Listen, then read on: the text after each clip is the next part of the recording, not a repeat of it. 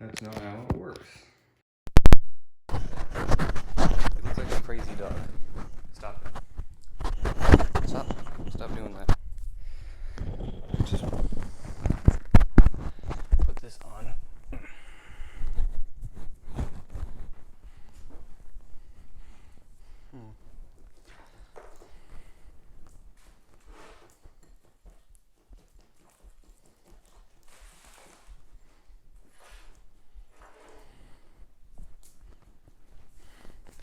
Ooh.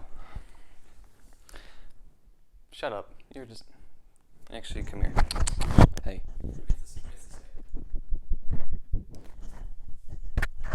It's gross.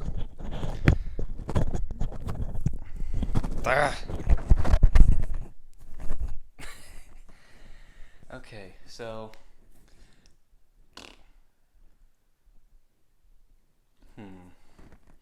Alright, so I think it was... Yeah. So a few days ago, I watched Christopher Nolan's latest film, Tenet, and I was actually pretty excited for it. I'm not the biggest fan of his work, but he certainly is one of the better directors coming out of this time, or my time, I guess. And I've liked most of it. I like The Dark Knight. Inception's that's all right. Interstellar is kind of all right, but it's pretty boring, all things considered. Memento is something I want to watch again because I think it's probably my favorite so far. And with this latest film, he does something. He does his usual shtick, but it's kind of maximized to an absurd level, where most of his films talk about how time is the same and how it goes all around, and it's just like goes in circles and it's just a never-ending loop or something, or just like time doesn't matter. This one just like takes time, reverse time, and then puts them together. So, and that's the film calls it inversion, and basically what it is, it's like there's gonna basically two times. I'm not sure how to explain this. So basically, there's like two time zones, or no. So basically, there's like two timelines, I think, going on, whereas someone's going in reverse while the other one's going forward, but it's happening at the same time. So you have stuff like a car chase where one's chasing one that's in reverse, or someone fighting someone in a hallway while the other guy is fighting backwards, shooting a bullet into the gun while the guy tries to avoid it. That's the stuff like that is cool, especially in the final act. That's where I think everything like really culminates and just like merges together. No, I forgot that. You've seen the movie, I guess. And yeah, stuff like that is where I think it culminates, and it's like where the movie shines. But up until that point, it's kind of boring. Like it's really boring and repetitive, and most of it just consists of John David Washington just kind of walking around, talking to someone, then spilling the information to his crew so they can do something, then walking somewhere, sitting down, and talking to someone else, and then just going somewhere else and talking to someone while sitting down again, and then getting up and leaving. And at first I didn't mind it, but it happens like, I want to say like almost 4 to 5 times throughout the entire movie, and it kind of got to the point where I just kind of got really bored by that point, and it's just like, speed it up. This thing is so long and so loud.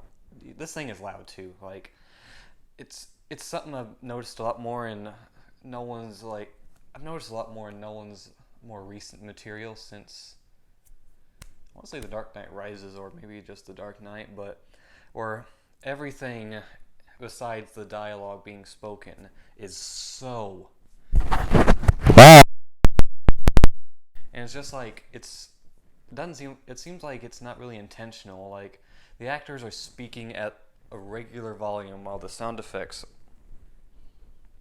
are like up here, and it's kind of, and it gets annoying because you have like people in masks going, you gotta shoot this building and it's gonna reverse, while like big like crumble noises are like happening, and it's just kind of like, can you please stop? Like, I want to hear what they're saying because it's important, and if I miss it, I'm not going to understand what's going on. And for the most part, that didn't happen. Actually, I like how the movie does make it very easy to not very.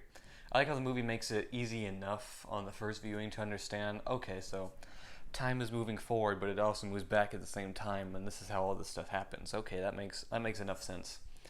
And I guess maybe I guess maybe on the subsequent watch. Hmm. I guess maybe on subsequent watches or like repeated viewings, I might be able to understand a lot more what's going on. I hope. I mean, I'm pretty sure I might, but I'm not gonna rush back to the theater unless someone else wants to go see it again.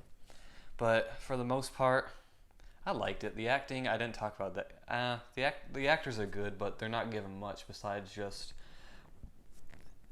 paragraphs and paragraphs of expository dialogue and just they have to shoot it out at a rapid speed, otherwise the movie would be like 3.5 hours long, and it's just kind of,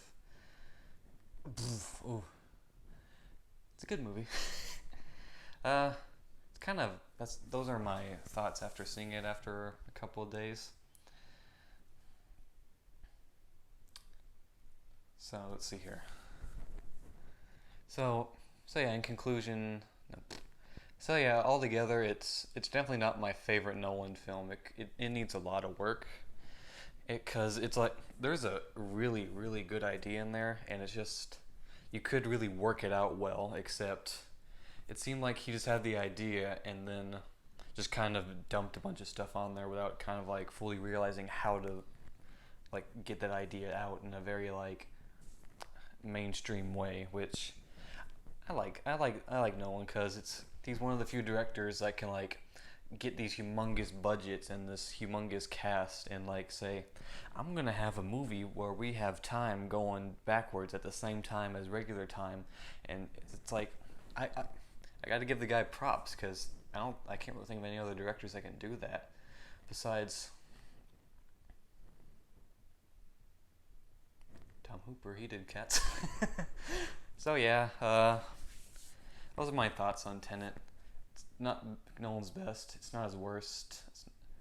I think The Dark Knight Rises still takes that title. But all in all, yeah, I'd like it. I'd recommend it to anyone. I'm feeling I feel very confident giving this like a 3 out of 10 or yeah, no, not a 3. I feel confident giving this a 3 out of 5, 6 out of 10, whatever that is. It's a it's a good movie enough. Yeah.